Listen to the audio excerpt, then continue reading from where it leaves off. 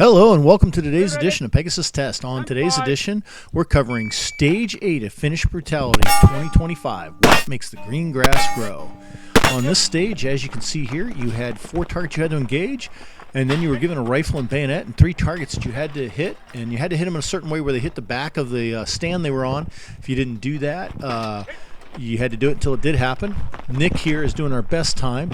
Now what you did is you notice the target on the left has 2 poppers. If you knock a popper down, you have to run down, reset it, and redo the engagement. And here, a little more aggressiveness there. Unfortunately for some of the squads, like our squad, the rifles we were given, the bayonets had broken off on them, and that was a bit of a disadvantage because as soon as you hit the target, it started to spin and lost its momentum, whereas when you had the blade, you kind of stuck and you could just push it into the back. And you just kept doing this. You had to get 4 rotations here with your pistol, and so 16 shots required.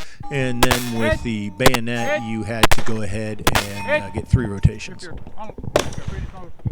Okay, here we are, Stage 8. What makes the grass grow green? You'll figure out the joke. Kind of a overly simplistic stage. You had 2 full-size silhouettes downrange. One was flanked by poppers, so you had only really had the top and the little spine section of the one silhouette exposed. Really not that technical a shot. Nope. No. I have definitely experienced harder here at Finnish Brutality.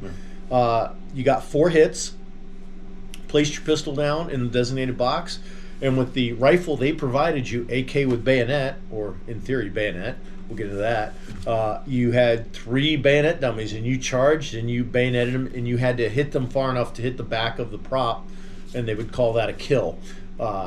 Bayonet 3 people, run back, do the pistol engagement for another time, and back and forth, and you ended up doing 4 engagements with your pistol and 3 bayonet runs. And first thing we're going to talk about is some squads got the bayonets and some squads got the broken bayonets, and that was a difference. Yeah. We watched later on a squad go through with the actual bayonets, and it stuck and they pushed it back and tagged. We had the remnants of the bayonets on the rifle, and we hit the logs and they just spun. Yes. And didn't move the way we wanted them to move. So that was kind of frustrating. But it was fun. You could take out a lot of aggression. A lot of us were like, die, kill, and then you run over and shoot, and you didn't run far. Ground was slippery as shit, so you didn't run full tilt boogie because you were totally worried about freaking augering in. We all did fairly well on that one.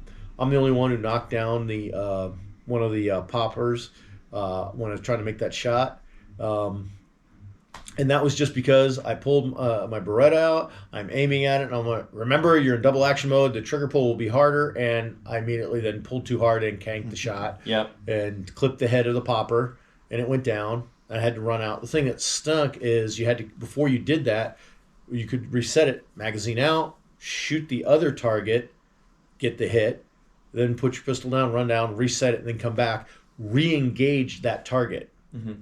And then somehow the RO and I got out of miscommunication, and I ended up doing the whole sequence over again. And it's like, what? No, another shot. Yeah. So I ended up doing 4 I don't think I was really required to do. But still, who cares? It was a super fun stage. Yeah. Because how often do you get to bayonet something? Yeah, that's right. I mean, that was a pretty simple, super fun stage. That was a very fun stage. Matt, how'd you do on that? Pistol was spot on. I might have missed. I don't remember if I did, but I didn't not do the no shoot, and it was pretty much back and forth on the targets.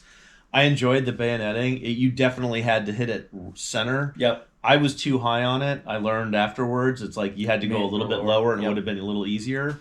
And I pretty quickly, if you hit it wrong and it just starts spinning, you move on to the next one, and by the time you get back to it, it'll actually stop spinning. But no, that was a blast. Yeah. How about you, Nick? That was fun. I had a lot of fun doing that. And yeah, the pistol was good. I felt with the ice specs I had on, I felt like that was a stage I can definitely move with intensity on, and the stage rewarded that intensity with the bayoneting and with the aggressive pistol shooting there. But dialing it to just a point that you're not going to be hitting those poppers, of course.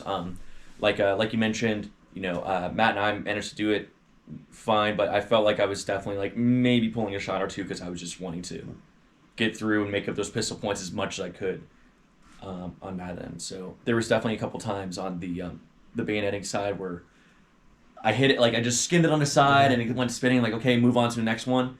And then I remember I would go back to the one I skewed, and I have to like wait a bit for it to hit its pedigree and then for me to hit it. So there was a little skill associated with that. Yeah, you had to think it through. It wasn't just blind aggression, but it was fun. It was fun. It was absolutely fun. Yeah. We hope you found this coverage of Finnish Brutality 25, Stage 8, What Makes the Grass Grow Green, helpful and informative. Please comment, like, and subscribe. And tune in tomorrow for Stage 9.